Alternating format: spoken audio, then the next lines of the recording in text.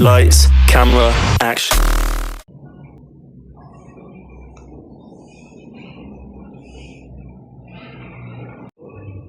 Mga pre, bakit kailangan pa natin gumamit ng malalalim na salita? Pwede naman natin gawin simple, di ba?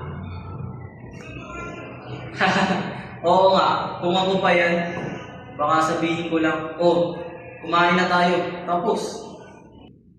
Hindi, Reds, may dahilan kung bakit may seremonyang wika sa ganitong okasyon ay hindi basta salita. Ito'y may bigat, may respeto, at may tradisyon.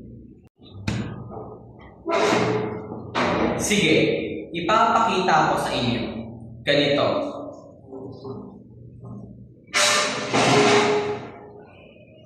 Sa ngalan ng pagkakaisa, binibigkas natin ng mga salita ng may paggalang at pasasalamat. Grabe, ipon natin. Parang biglang sinalihan sa ikaw. Tama ka, kasi ang wikang ginagamit sa seremonya ay may kapangyarihang pagbabago ng damdamin. Sa bawat bigkas, binubuhay natin ang alaala ng ating kultura.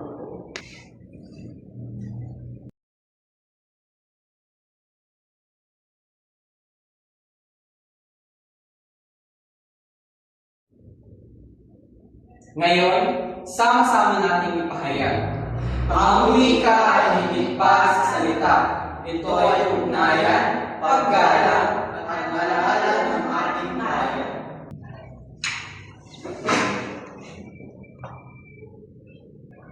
Gets ko na, ang wika pala sa seremonya ay parang puso ng tradisyon. Kung wala ito, ordinaryo lang, pero kapag nandoon, nagiging makabulungan ng lahat. Exactly. Kaya dapat pahalagahan natin kasi ito ang pagbubuo ng ating pagkatao bilang Pilipino. Haha, at least ngayon alam ko na, hindi pwedeng kain na tapos.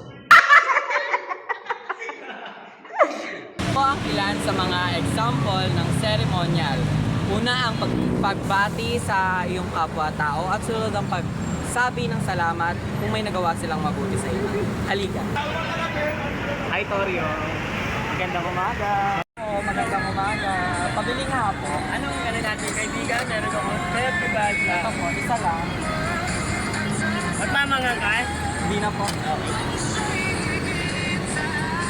Anong natin? Java rice with kanin. Tapos, Okay na po. okay. Yan. Tayo. Salamat po. Kaya dapat marunong tayong bumati at magpasalamat. Bye-bye.